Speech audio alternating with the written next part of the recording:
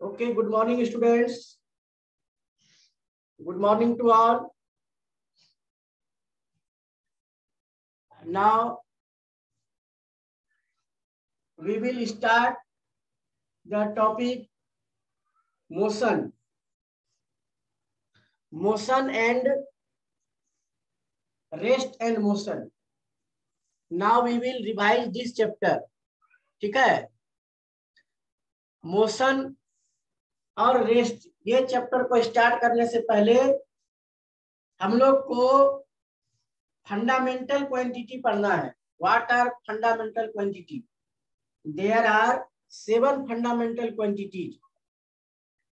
These 7 fundamental quantities are, ये सभी 7 fundamental quantity है.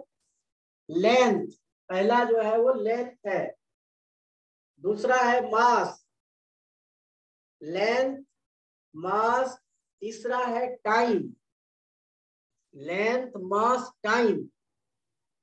Electric current, temperature, amount of substance, intensity of light. ये 7 fundamental quantity है, जिसमें से कि ये 3 बहुत बहुत जरूरी है, इंपॉर्टेंट है. लेंथ मास टाइम, LMT बोलते हैं उसको.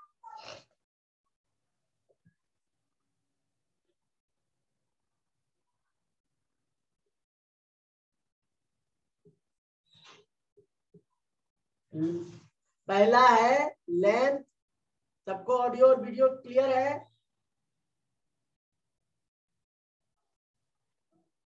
Everyone, video is clear and audio is clear to everybody? Chat में लिखो, my voice is clear to everyone. Roshan, okay okay okay. Length,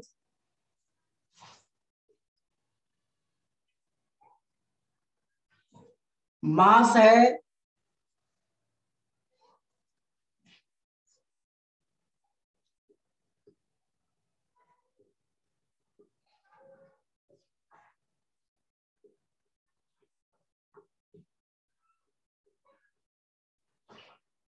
length है, मास है और टाइम है.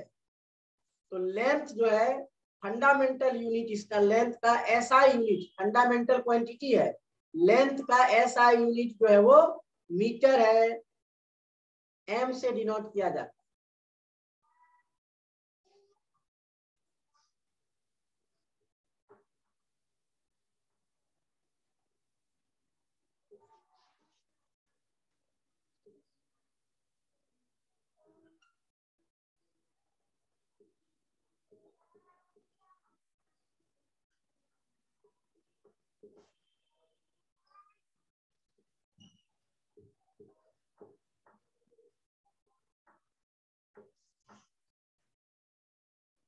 लेंथ का ऐसा यूनिट जो है वो मीटर है, एम. मास का ऐसा यूनिट केजी है, किलोग्राम. टाइम का ऐसा यूनिट सेकेंड है, एस से डिनोट. उसके बाद और भी ये सभी है, जैसे कि टेम्परेचर.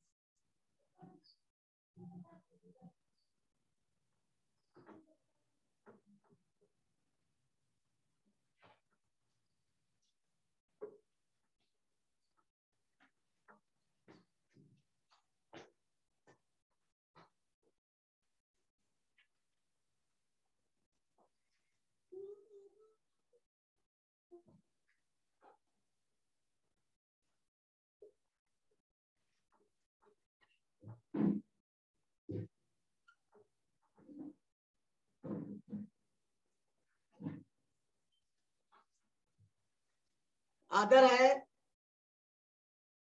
टेम्परेचर केल्विन और amount of substance mole, electric current ampere और intensity of light candela. Candela इससे डिनोट कर, ठीक है। तो ये जो है 7 फंडामेंटल क्वांटिटीज है। These are 7 fundamental quantities and इसको बेसिक फिजिकल क्वांटिटी भी बोलते हैं, बेसिक फिजिकल क्वांटिटी भी बोलते हैं। और यही 7 में से 3 जो है लेंथ मास टाइम सबसे इंपॉर्टेंट है। लेंथ मास टाइम से सारा क्वांटिटी को हम लोग डिराइव करते हैं, उसको डिराइव्ड फिजिकल क्वांटिटी करते हैं। और ये 3 क्वांटिटी जो है लेंथ मास टाइम, ये सभी जो है तुम्हारा बेसिक फिजिकल क्वांटिटी है, फंडामेंटल क्वांटिटीज को बोलते हैं। अब लेंथ मास टाइम, लेंथ का ऐसा यूनिट मीटर, मास का ऐसा यूनिट किलोग्राम, टाइम का ऐसा यूनिट सेकेंड, ठीक है। तो इससे जो है बाकी हम लोग डिराइव करते हैं बाकी का ऐसा यूनिट। और इधर जो रेस्ट 4 है टेम्परेचर का केल्विन, अमाउंट ऑफ सब्सटेंस मोल और electric current ampere, intensity of light candela, ये सभी जो है सेपरेट है। लेकिन वो 3 जो है उसका काफी ज्यादा एप्लीकेशन। तो अब हम लोग इस चैप्टर में physical quantity, basic physical quantity और डेराइव्ड फिजिकल क्वांटिटी का यूज करेंगे मोशन चैप्टर। तो मोशन चैप्टर को स्टार्ट करने से पहले ये सारा जो है फंडामेंटल क्वांटिटी को जानना जरूरी है। Okay, now we will start the topic motion, ठीक है।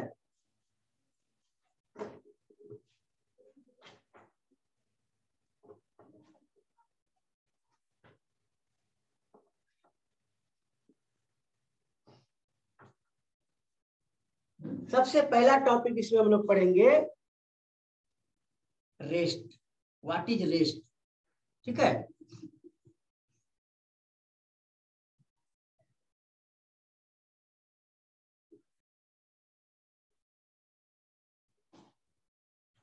व्हाट इज रेस्ट, रेस्ट क्या होता है ना।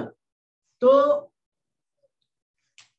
The object which does not change its position with respect to its immediate surroundings.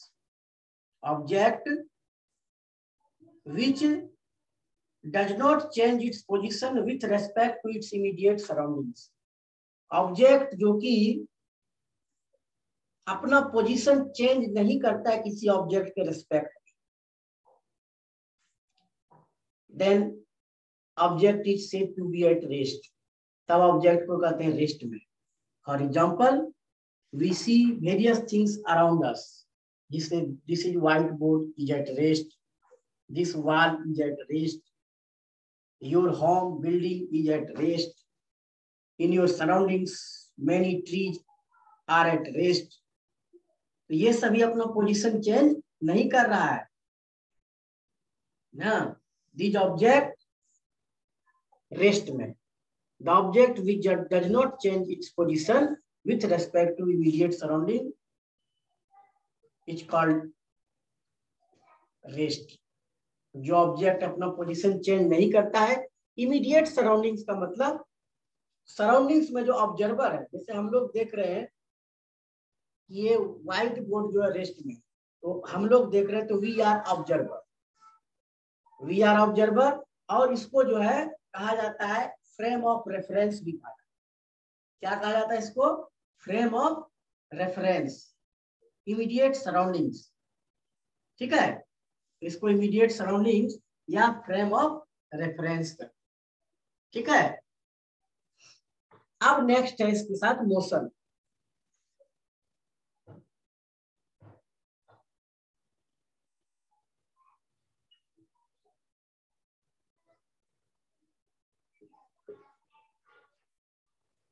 Motion,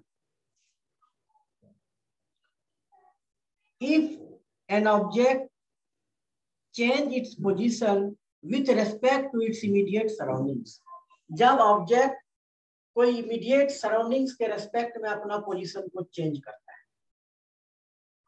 for example, vehicle is moving,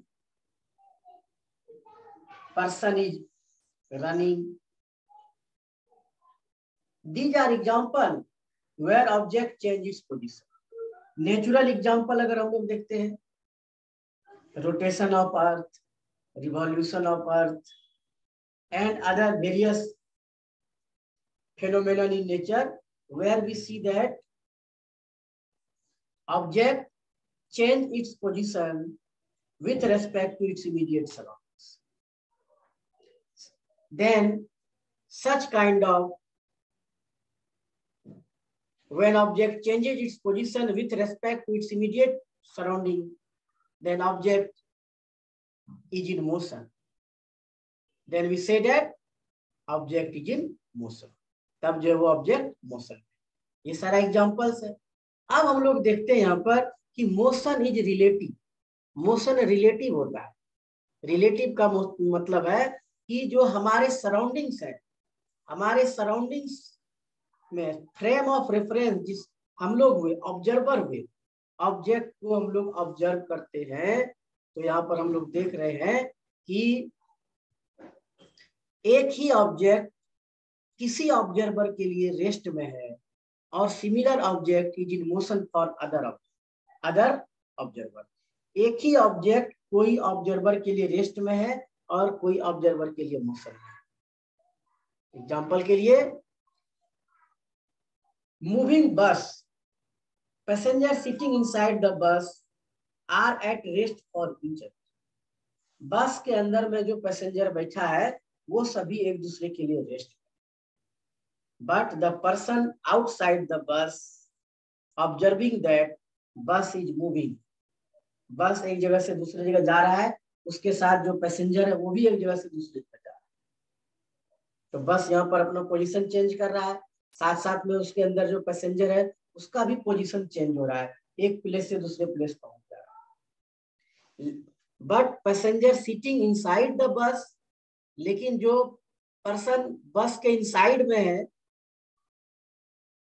उसके लिए वो सभी एक दूसरे के लिए रेस्ट। सिमिलरली ट्रेन का कंपार्टमेंट के अंदर में हम लोग एक दूसरे के रेस्ट में, passenger sitting inside the compartment of a train are at rest for each other. Compartment के अंदर में जो लोग बैठे हुए हैं वो सभी एक दूसरे के लिए रेस्ट में, वो सभी एक दूसरे के लिए रेस्ट में। अगर विंडो को क्लोज कर दिया जाए बाहर पता नहीं चलेगा, और लोग अंदर में लगेगा रेस्ट में है कि मोशन में, पता नहीं चलेगा।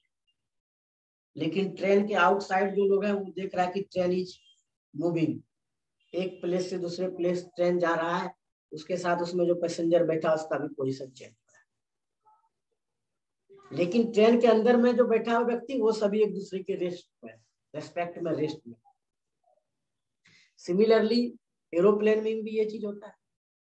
तो passenger sitting inside the compartment of train और inside the aeroplane or bus, they are at rest for each other, वो सभी एक दूसरे के रेस्पेक्ट में रेस्ट।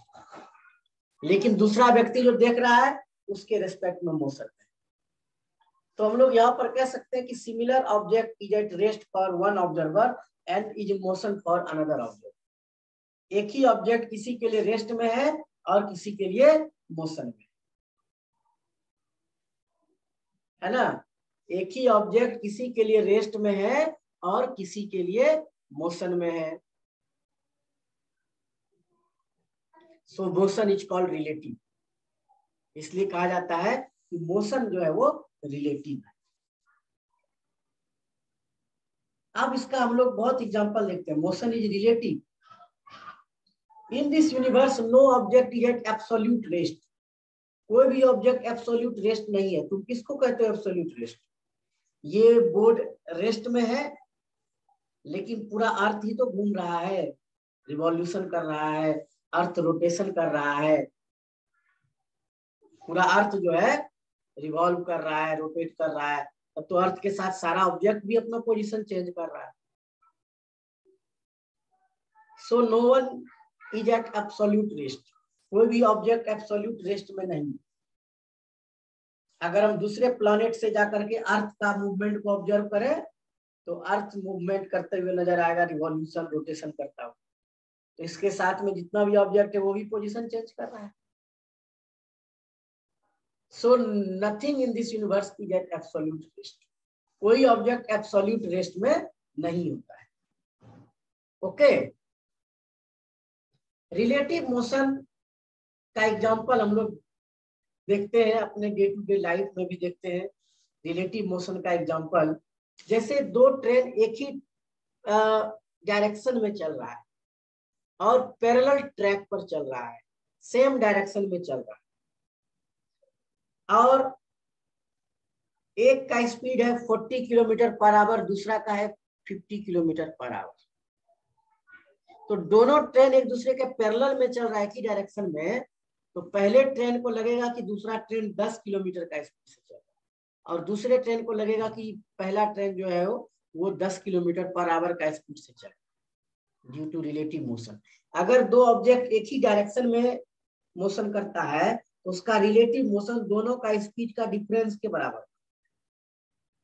अगर दोनों का स्पीड 40 किलोमीटर पर आवर होगा तो 40 माइनस 40 0, लगेगा कि दोनों ट्रेन एक दूसरे के रेस्ट में दोनों ट्रेन एक दूसरे के रेस्पेक्ट में जीरो वेलोसिटी पर है, रेस्ट में। क्या ऐसा तुम लोग को लगता है? रिलेटिव वेलोसिटी में जब एक ही डायरेक्शन में पैरेलल ट्रैक पर दो ट्रेन चलेगी तो लगेगा कि दोनों ट्रेन का रिलेटिव मोशन जो होता है दोनों का स्पीड का डिफरेंस के बराबर। दोनों का रिलेटिव मोशन जो है, एक दोनों के रिलेटिव मोशन जो होता है वेलोसिटी का डिफरेंस के बराबर। अगर दोनों का वेलोसिटी बराबर है तो लगेगा कि दोनों ट्रेन एक दूसरे के रिस्पेक्ट में रेस्ट में, और अगर दोनों ट्रेन एक दूसरे का अपोजिट डायरेक्शन में चल रहा है तो अपोजिट डायरेक्शन में रिलेटिव मोशन जो होता है वो दोनों के वेलोसिटी के सम के बराबर होता है। अगर एक का वेलोसिटी है 40 किलोमीटर पर आवर, दूसरा का है 50 किलोमीटर पर आवर, तो रिलेटिव वेलोसिटी कितना हो जाएगा? जरा चैट में लिख के बताओ तो तुम लोग, बच्चों बताओ रिलेटिव वेलोसिटी कितना हो जाएगा? एक का वेलोसिटी है 40 किलोमीटर पर आवर, दूसरा है 50 किलोमीटर पर आवर, और अपोजिट डायरेक्शन में पैरेलल ट्रैक पर चल रहा है, तो बताओ रिलेटिव वेलोसिटी कितना हो जाएगा? रिलेटिव वेलोसिटी कितना होगा बताओ? Send your feedback. क्या हो जाएगा relative velocity?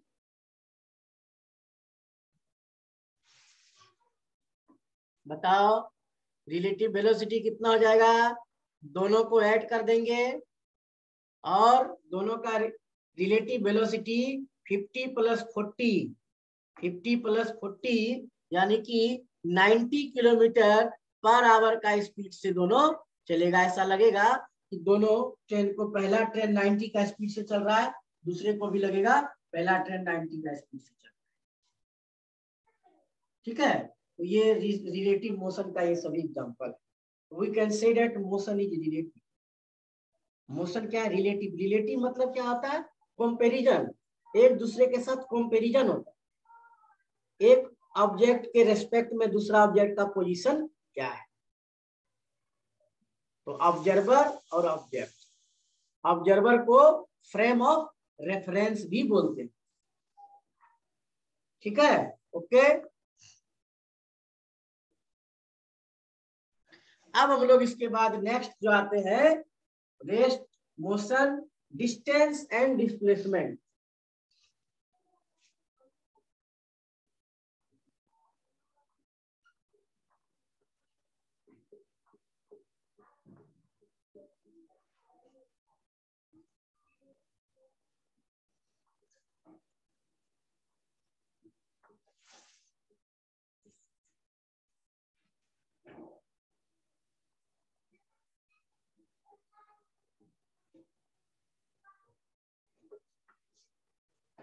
Distance and displacement.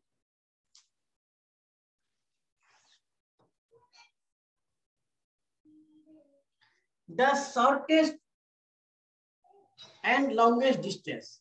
Distance is the actual length of path. Actual length of path between 2 points is called distance. Actual length of path is called distance. जैसे कि तुम लोग अपने घर से स्कूल तक जाते हो तो मुड़ते हो, इधर से अलग अलग रास्ते से होते हुए स्कूल जाते हो तुम्हारी बस, तो वो जो टोटल डिस्टेंस हुआ है actual length, this is called distance. और displacement, the shortest distance between 2 point. Shortest distance between initial and final point is called distance. दो पॉइंट के बीच का जो मिनिमम डिस्टेंस होता है उसी को डिस्प्लेसमेंट कहते हैं। डिस्प्लेसमेंट और डिस्टेंस यहाँ पर हम लोगों ने शुरू कर दिया, लेकिन यहाँ पर स्केलर और वेक्टर भी पहले पढ़ते हैं, तब डिस्टेंस और डिस्प्लेसमेंट और ज्यादा एक्सप्लेन होगा।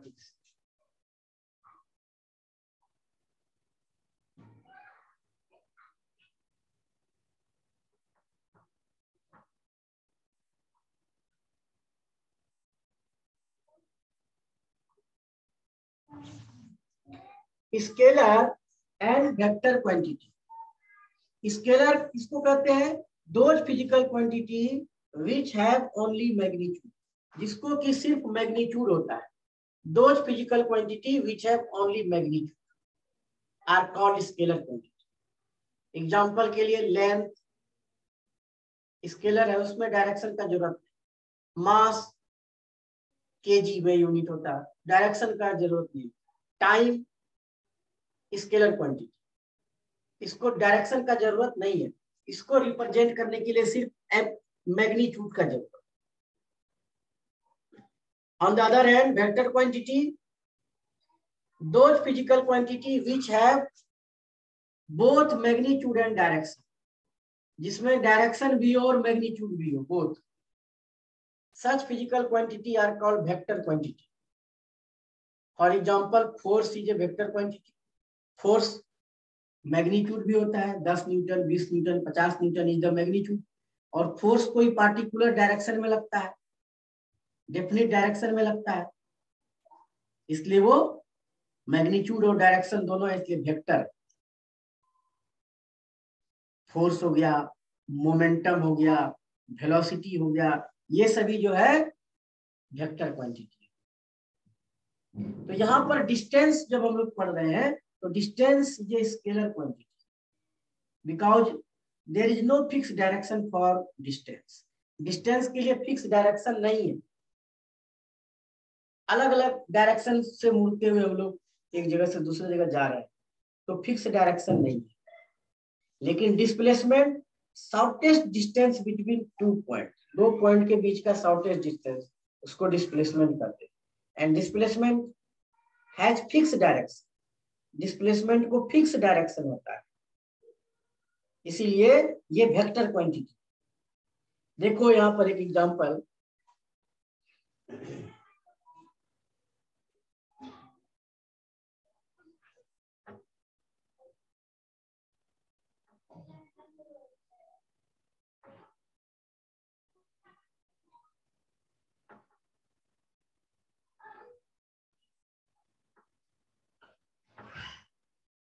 कोई ऑब्जेक्ट ए से बी तक जाता है, फिर बी से सी तक जाता है।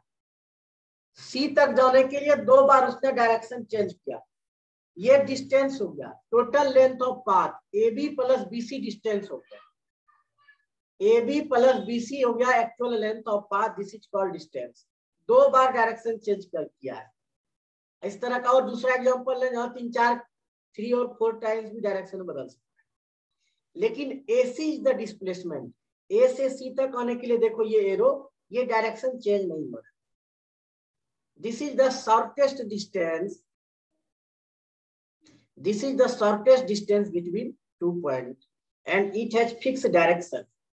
इसका फिक्स डायरेक्शन होता है, इसीलिए डिस्टेंस जो है स्केलर क्वांटिटी है और डिस्प्लेसमेंट वेक्टर क्वांटिटी। ठीक है। अगर कोई बॉडी सर्कुलर पाथ पर मोशन करता है,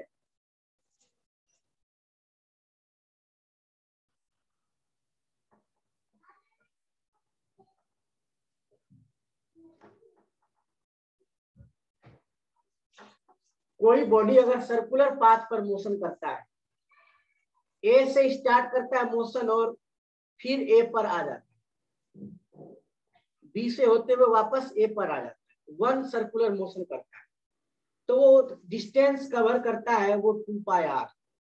सरकमफेरेंस होता है 2 पाई आर। तो जब सर्कुलर पाथ पर एक बार मोशन करता है तो वो 2 पाई आर डिस्टेंस कवर करता है। लेकिन डिस्प्लेसमेंट कितना कवर करता है? ए से स्टार्ट किया मोशन और फिर ए पर आके रुक गया, तो डिस्टेंस हो गया 2 पाई आर, लेकिन डिस्प्लेसमेंट 0 हो गया, क्योंकि ए से शुरू किया फिर वापस ए पर ही आ गया। Final velocity minus initial, final point minus initial point. Displacement क्या कहते हैं? Distance between final and initial point. तो फाइनल पॉइंट ए ही है और इनिशियल पॉइंट भी ए ही है, और यहाँ पर दोनों का डिफरेंस निकालेंगे, दोनों के बीच का डिस्टेंस वो 0 है, तो डिस्प्लेसमेंट 0 हो गया और डिस्टेंस 2 पाई आर। तो डिस्प्लेसमेंट में भी 0, डिस्प्लेसमेंट 0 हो सकता है लेकिन डिस्टेंस 0 नहीं हो सकता है। Distance never be 0। ठीक है, distance never be 0 but displacement में। डिस्टेंस ऑलवेज पॉजिटिव, डिस्टेंस जो होता है वो हमेशा पॉजिटिव होता है, लेकिन डिस्प्लेसमेंट निगेटिव हो सकता है। अगर फाइनल पॉइंट और इनिशियल पॉइंट में से